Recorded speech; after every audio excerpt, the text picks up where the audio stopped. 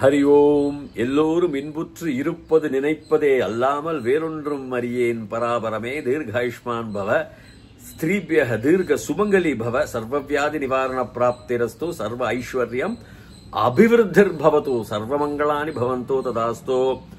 இப்பொழுது ஸ்ரீருத்ரம் தொடருகின்றேன். விபாகம் 10 மொழிபெயர்ப்பு பதம் பதமாக. இதனுடைய ஆசிரியர் நாரதர். இதனுடைய தேவர் ஸ்ரீருத்ரன். ருத்ரன் 33 தேவர்ல சிவபெருமான் அப்புறம் தான் பிறகுதான் அது குறிப்பிடப்பட்டது. ஆதி காலங்களில் 33 தேவன்மார்கள் என்ற வேத காலங்களில் கூறும் பொழுது ருத்ரன் எனப்பட்டவர் 33 வசு ருத்ர ஆதித்ய ஸ்வரூபானாம் கூட நம்ம தர்ப்பணத்துல சொல்றோம்.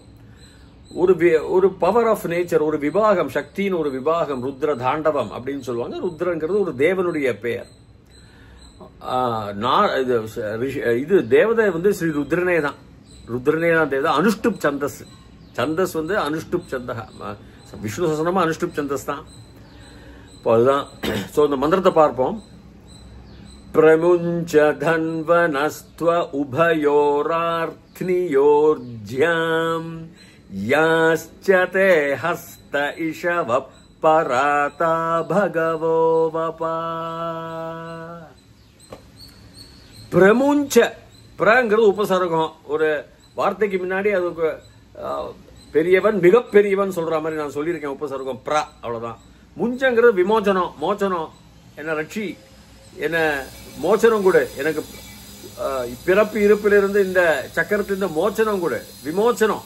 பிரமுஞ்ச எதுல இருந்து பார்க்கலாம்?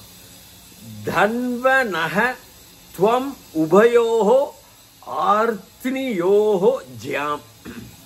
தன்வ தனுசு, நக டு அஸ் எங்களுக்கு, நீ துவம், துவம் யுவாம் யூயம் துவம் அதை பிரிக்கணும். தன்வ நக துவம் உபயோ, உபயோன உபயம், இரண்டு ஆஃப் த டூ, இரண்டினுடைய என்னது? ஆர்த்தினி யோர்ஜ்யாம், ஆர்த்தினிஹி ஆர்த்தினியோஹோ ஜ்யாம். இந்த தயோஹோன்னு ஒரு ஆர்த்தினியோஹோ தயோஹோ அப்படிலாம் வரும். ஏன்னா இரண்டு, அந்த இருமைக்கு தயோஹோன்னு வரும். அதனுடைய இரண்டினுடைய இல்ல இரண்டின் மேல் அப்படின்னு வார்த்தைகள்லாம் ஷஷ்டியும் சப்தமியும் சொல்லுவாங்க. 6வது விபக்தி 7வது விபக்தியில வரும். அது தயோஹோ ஜ்யாம். ஜ்யாம்ங்கிறது, ஜ்யாங்கிறது என்ன?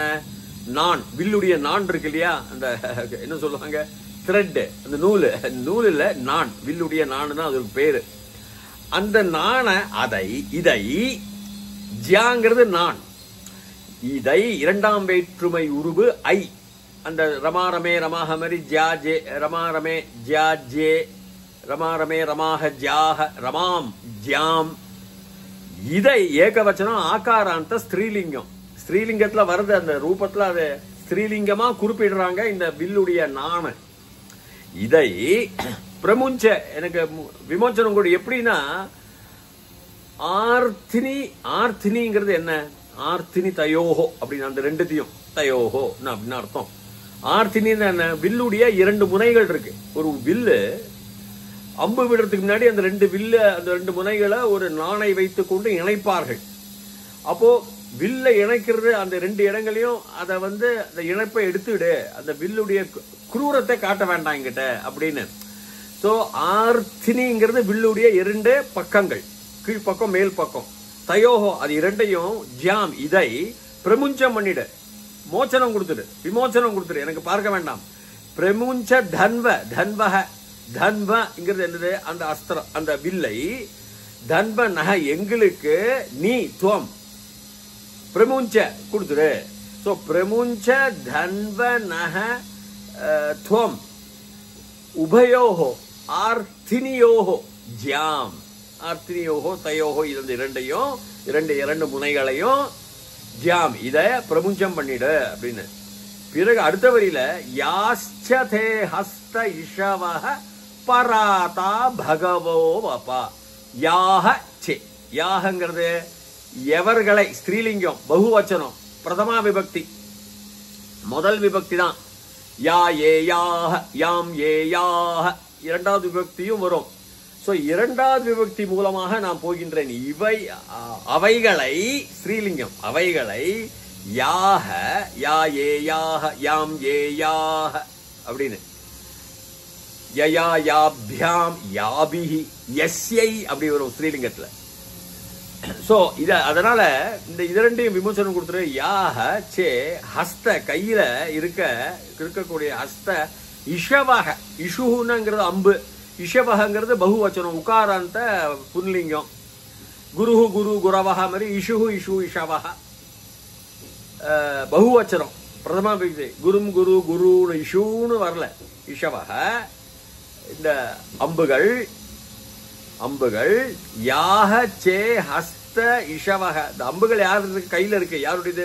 பகவானுடைய. பகவோ பபா பகவக வபா. யாக சே ஹஸ்த இஷவக அம்புகள்.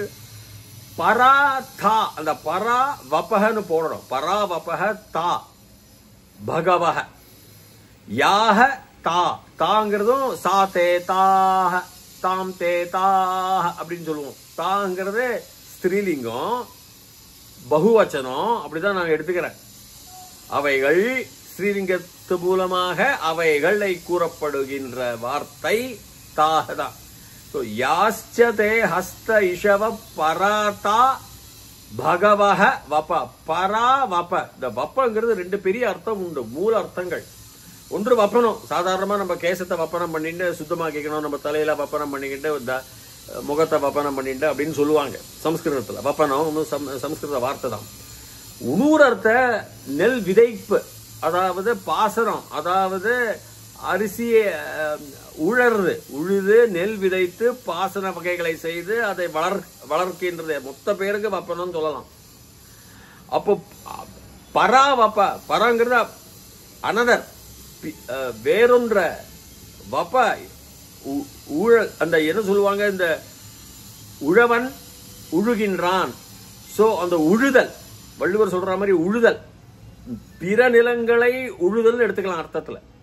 அதை எனக்கு பண்ணி கொடு. நீ இந்த அஸ்திரத்தை எல்லாத்தையும் உன் கையிலிருந்து எடுத்துடு, பிரமுஞ்சம் பண்ணிடு. அஸ்திரம், வில்லு, அந்த வில்லுடைய இரண்டு முனைகளில் இருக்கின்ற அந்த நான்கள் எல்லாம் கழட்டி விட்டுடு. எனக்கு அது வேண்டாம். அது ஒரு உக்ரம், அது ஒரு ஒரு உக்ரம் சொல்லுவாங்க, ஒரு கோபம், ஒரு அடர்ந்த கோபம் மாதிரி தாண்டவம் மாதிரி எனக்கு தோன்றது. அதெல்லாம் வேண்டாம். உங்க கையில் என்ன இருக்கு? ஜலம் இருக்கு. அதை வச்சுட்டு எல்லா மீடுஷேன்னு நம்ம பார்த்தோம் போன வச்சனத்துல. மீடகங்கிறது நிறைய செழிப்புன்னு அர்த்தம் மட்டுமல்ல, அதை இதோட ஜோடிக்கணும். நிலங்களை செழிப்பாக்குவது விவசாய மூலமாக, தண்ணி பாய்ச்சுவதன் மூலமாக, அந்த மாதிரி மொத்தம் இந்த உழவன் உழுகின்றான் மாதிரி உழுதல், நிலங்களை உழுதல், அந்த அர்த்தத்துல தான் இங்கேயும் வருது. பரா வபகன்னு வரணும். நிலத்தை வேறு நிலங்களெல்லாம் உழவன் உழுதல் செய்கின்றது போல உழ வேண்டும் நிலங்களை. அக்ரிகல்ச்சரல் ஆக்டிவிட்டி அது மாதிரி செய்யறதுக்கு நீ தான் எனக்கு இது பண்ணணும். இப்ப பிரமுஞ்சம் பண்ணிடணும். பாக்கியெல்லாம் எனக்கு அந்த இதெல்லாம் வேண்டாம். அம்புகள்லாம் கையில இருக்கிற அம்புகளும் வேண்டாம். நீ விருத்திக்கின்ற வில்ல அந்த நான்களை ரெண்டுத்தையும் கைட்டி விட்டுடு. வில்லியும் வேண்டாம். அதுல இருந்து எனக்கு மோச்சனம் கொடுத்துரு. எனக்கு பராவபக பண்ணி கொடுத்துரு. யாக யாஸ்சதே ஹஸ்த, எவனுடைய யாகன்னு சொல்றது அவங்க ஸ்திரீலிங்கத்தை குறிக்கிறாங்க. ஏன்னா நான் ஸ்திரீலிங்கம் தான், ஜியா. அதனால யாக எவைகள் அம்புகள், இஷவக அம்புகள் ஹஸ்தத்தில் இருக்கிற கையில, பகவானோட கையில தான். பகவக தான், பகங்கிறது பஜ்ஜு பகலாம் ஒரு தாத்து எப்படி வரும்னா, கும்பிடுதல், வணங்குதல், வேண்டுதல், புகழ்ச்சி செய்வதல், அர்ச்சனை செய்வது, பூஜை, பூ போட்டு பூஜைகள் செய்வதெல்லாம் வச்சுக்கலாம். பஜந்தே தே பஜந்தேம்பாங்க. பகவான பஜனை பண்றாங்கன்னா பஜன கோஷ்டி மாதிரி பாடி பாடி துதித்தல், அதெல்லாம் ஒரு பெரிய வார்த்தை இதுல. சோ எனக்கு பகவான் என்ன சொல்றோம், நீ உன்னுடைய அம்பில் இருக்கின்ற ரெண்டு பக்கமும் இருக்கின்ற இணைக்கப்பட்ட அந்த நாணை கைட்டி விட்டுட்டு, அம்பை வில்ல தூக்கி போட்டுட்டு, உன் கையில இருக்கும் நிறைய அம்புகள் எல்லாத்தையும் எடுத்து எல்லாத்தையும் வச்சு அதுல இருந்து எனக்கு மோச்சனம் கொடுத்துடு. நீ எனக்கு இதுல என்ன பண்ணணும், பராவபக தான் எனக்கு பண்ணணும். பராதா தாக தோஸ் அவைகள், பராதா பகவோ வபா அது அவைகள். எவைகள்? யாக எவைகள்? அவைகள்னா என்ன? எதுக்கு பிரமுஞ்சம் கொடுக்கணும்? அம்புக்கும் பிரமுஞ்சம் மோச்சனம் கொடுத்துட்டு எனக்கு வேண்டாம், அதை பார்க்க வேண்டாம். வில்லையும் இணைக்கப்பட்ட நாணினால் இணைக்கப்பட்ட அந்த வில்லையே எனக்கு பார்க்க வேண்டாம், எனக்கு அதெல்லாம் வேண்டாம். எனக்கு பரா வப்பனம் தான். வப்பனங்கிறது உழுதல், அதுதான் எனக்கு வேணும். வேற இடங்கள்ல நிறைய இடங்கள்ல உழுதல் தான் எனக்கு வேணும். அதாவது கங்கையை விட்டு இமாலயத்தை விட்டு கீழே விட்டு வேற இடங்களுக்கெல்லாம் கங்கை போறாளோ இல்லையோ, அது அந்த அர்த்தத்துல கூறியிருக்கலாம். இந்த அர்த்தம் தான் நான் எடுத்துக்கிறேன். இது மூல அர்த்தங்கள் பிரிவு செய்து நான் கூறப்பட்டவை. சார்த்தப்படுகின்ற அர்த்தங்கள் நிறையவே வரும். அதுல அவங்களுக்கு சௌரியமா பண்ணிக்கலாம், அதை பத்தி ஒன்றும் இல்லை. இதோட முடித்துக் கொள்கிறேன். என்னுடைய சேனலை பதிவு செய்யுங்க, அப்பொழுதுதான் உங்களுக்கு தொடர்ச்சியாக என்னுடைய 11, 12 இன்னும் போய்கொண்டே இருக்கும். ருத்ரம் முழுவதும், ருத்ரம் சமகம் அப்படி போய்கொண்டே இருக்கும். புருஷ சூக்தம், ஸ்திரீ சூக்தம்னு அப்படி சப்ஸ்கிரைப் பண்ணீங்களா உங்களுக்கு தொடர்ச்சியாக வரும். அது வரைக்கும் பூயாத் தாவத் சுபமங்கலம். ஹரி ஓம்.